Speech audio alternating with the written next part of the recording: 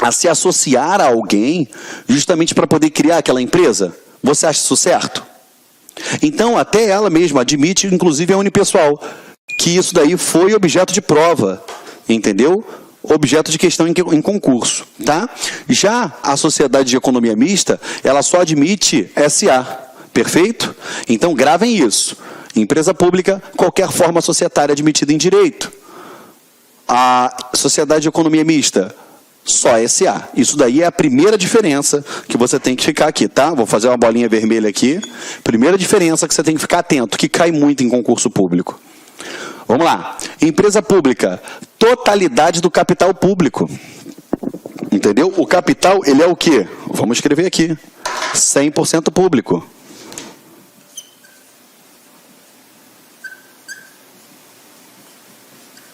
O capital, ele será 100% público. Ao passo que a Sociedade de Economia Mista, maioria do capital votante é público. Também é outra diferença. E aí também começa a apertar de novo. Tá bom? Isso aqui. Como assim, Geraldo? Me explica isso. Vamos lá. Só para você ter uma ideia. Deixa o titio fazer aqui no cantinho aqui que não está rabiscado para não atrapalhar lá. Tá bom? Você tem que entender o seguinte. Dentro de um capital social, eu tenho dois tipos de ações. Ações com direito a voto e ações sem direito a voto, tá? Então vamos dar um exemplo aqui, tá? Isso é exemplo, tá? Eu estou inventando aqui agora. Suponhamos que o Banco do Brasil, uma sociedade de economia mista, ele tenha dos 100% do seu capital, ele seja distribuído da seguinte forma. Vamos lá. 60% do capital e 40% do capital. Foi? Vamos lá. Esse capital, ele vai ter tipo de ações preferenciais, beleza? E ações ordinárias. Beleza? Vamos embora, só para você entender. Vamos lá, direito tributário de novo. O direito tributário não, perdão, empresarial. Vamos lá. Suponhamos que você, cheio da grana, aluno, tenha 100% das ações, tenha todas as ações preferenciais. O aluno aqui, ó, tem 60%, aluno. Tenha 60% das ações preferenciais. Lembrando que as preferenciais, ele recebe primeiro, mas não vota. As ações ordinárias, vota. Tem direito a voto, tá bom? E, perdão, tem aqui, ó, o aluno tem 60% das ações preferenciais, correto? Deixa eu botar aqui, melhor dizendo aqui, ó, aluno. E tem 19% das ações ordinárias, tá bom? E a administração pública possui 0% das ações preferenciais e 21% das ações ordinárias. Quem manda nessa situação aí? Quem é que tem a maioria do capital com direito a voto? É a administração pública. Geraldo, então, peraí. Pode, numa sociedade, ela comandar tendo 21% e outra pessoa ou um conjunto de particulares terem 79%? Pode. É lógico que aqui eu dei o exemplo extremo para vocês. Mas é só para você ficar atento ao seguinte, que a administração pública numa sociedade de economia mista, ela tem que ter maioria do capital votante, maioria das ações ordinárias e não das ações preferenciais. Eu faço questão de frisar isso para você, porque tem uma porção de apostila que a gente vê na internet aí, dizendo que a sociedade de economia mista, 50% mais um do capital da administração tem que ser público. Errado. Pode ser que se enquadre numa possibilidade de dar certo? Pode, mas está errado. Por quê? Você tem que falar a maioria do capital com direito a voto é público. Quer ser mais técnico? Maioria das ações ordinárias públicas. Entendeu? Não pode dar mole em prova. Cada vez mais está arrochando o laço. E quanto mais informações você tiver que te distingue da maioria, você vai ter seu sucesso. Tá bom? Entendeu como funciona? Aperta o pause aí, enquanto eu bebo água, para poder copiar.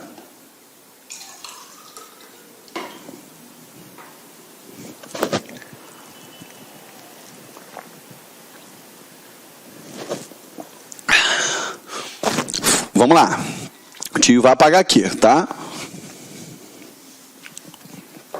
Bem, então, continuando com vocês aqui. Deixa eu só reescrever aqui para ficar bonitinho isso aqui. Olha só.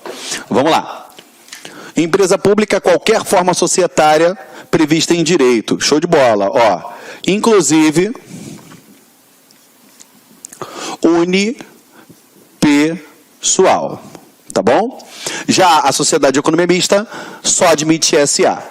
Na empresa pública, a totalidade do capital é 100% público. Já na sociedade de economia mista, o capital votante tem que ser o quê? Público. A maioria do capital votante é público. Lembrou? Vamos lá. Ainda dentro da totalidade do capital da empresa pública, pode, por exemplo, a empresa pública Correios, os Correios, se associarem à Petrobras e criar uma outra empresa pública? Pode. Pô, Geraldo, mas a Petrobras é uma sociedade de economia mista, tem capital privado. Então essa empresa pública vai ter capital privado? Não.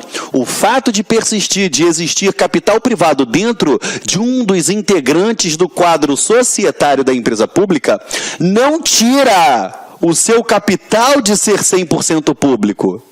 Entendeu? Tu tem que anotar isso no teu caderno. O fato de, dentro de uma sociedade, de uma empresa pública, o quadro societário ter alguém que tenha resquícios de capital privado, um exemplo, uma sociedade de economia mista, não desconfigura ela como uma empresa pública. Não desconfigura ela o fato de ter o capital 100% público. Entendeu? Pergunta excelente para cair na prova. Tá? Vamos embora. Exerce atividade econômica, show de bola. Agora, outra diferença. Aqui, ó. O seu foro processual. As empresas públicas federais, foro processual, Justiça Federal. As sociedades de economia mista federais, foro processual, Justiça Estadual. Tem 3 asteriscos porque tem observação mais à frente que eu vou falar com vocês, tá bom? Que é claro, quando tiver outros, tiver umas outras situações, a gente faz isso daí. Mas volta. Então, empresa pública federal, Justiça Federal. Sociedade de economia mista federal, Justiça Estadual. Lógico, salvo quando tiver intervenção da União, bababá, que a gente vai falar isso mais à frente, tá bom? Vamos lá. Imunidade tributária recíproca. Elas gozam daquela imunidade do artigo 150, inciso 6º? Não! A regra é que não gozem, salvo se prestarem serviço público. Se forem prestadoras de serviço público, igual a gente viu lá no artigo 150, igual eu te mostrei nos 2 julgados que eu trouxe aqui, expus aqui para você no quadro, aí sim, elas vão gozar de imunidade tributária. Fora isso, não. Entendeu? Então, a regra é que não gozem de imunidade tributária, salvo se extensíveis aos particulares ou prestadores de serviço público. Perfeito? Foi? Então, anota essa observação aí no teu material. Não gozam de imunidade tributária, salvo ser prestadoras de serviço público ou extensíveis a particulares. Perfeito? Fechamos isso daqui? Show de bola? Vamos para as observações então.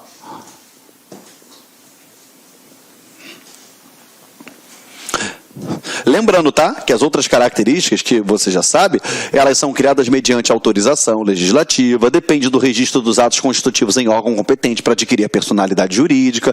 Tudo isso a gente falou lá atrás. Agora a gente só está parando as arestas e falando especialidades de cada uma. Olha para cá. Ó, somente tem foro na Justiça Federal as causas em que as empresas públicas federais forem interessadas, exceto as de falência, acidente de trabalho e sujeita à Justiça Eleitoral e Justiça do Trabalho.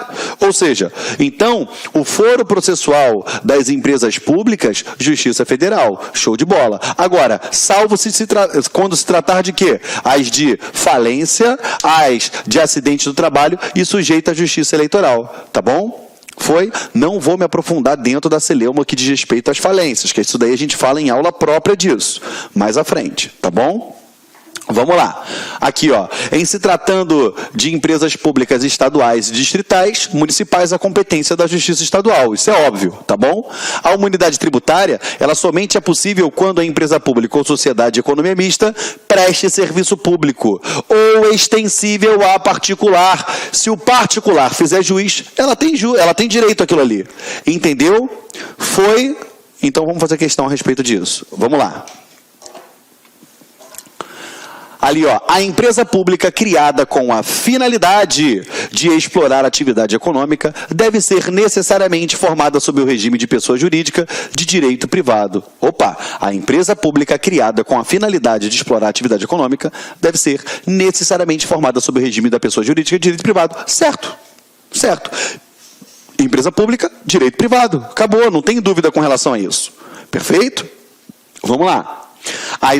Próxima. As sociedades de economia mista integram a administração, estão sujeitas à supervisão de uma secretaria, que é a tal da supervisão ministerial, show de bola, e não podem gozar de benefícios fiscais que não sejam extensíveis ao setor privado. É uma afirmação correta. Por quê? Porque a exceção é quando prestem serviços públicos. E aí a gente traz a jurisprudência do tribunal. Então, elas gozam de imunidade tributária? Não, salvo as que sejam extensíveis a quem? Ao setor privado. Ponto. Extremamente correta essa questão. Beleza? Se ele botasse... Aqui, ó, se ele botasse aqui, ó, somente nesse caso, aí beleza, a gente vê que tem um erro. Aqui, certíssima afirmação. Tá bom? Próxima. A empresa pública exploradora de atividade econômica sujeita-se ao regime jurídico próprio das empresas privadas, inclusive quanto às obrigações tributárias. Certo? Ela vai se sujeitar a todas as obrigações tributárias? Sim. Eu não vou ter nenhum benefício trazido para as empresas públicas. É porque as pessoas acreditam que por ela ter o capital 100% público, ela vai gozar de benefícios. Não, porque já pensou, por exemplo, a Caixa Econômica Federal, que é uma empresa pública, se ela gozar desses benefícios, vai botar as taxas todas lá embaixo e eu quebro todos os outros bancos. E não é interessante para a administração pública que isso aconteça. Entendeu? Vamos lá. Próximo. Fundação pública. A gente fechou aí a empresa pública e sociedade de economia mista e agora vamos dentro de fundação pública. Bem simples, bem direto, não tem como você errar isso em prova. Olha lá. O que é a fundação pública? Você tem que pensar o seguinte, é um capital dotado de personalidade jurídica. Beleza? Grava isso na tua cabeça, olha só. Fundação pública é a entidade dotada de personalidade jurídica. Inicialmente eu peço licença, meus queridos amigos, mas é o seguinte, estou interrompendo suas aulas, seus estudos, mas essa aula é uma aula demonstrativa do site Lá Concurso para você ter conhecimento, para você ter uma noção, a qualidade, a seriedade e a responsabilidade do nosso curso.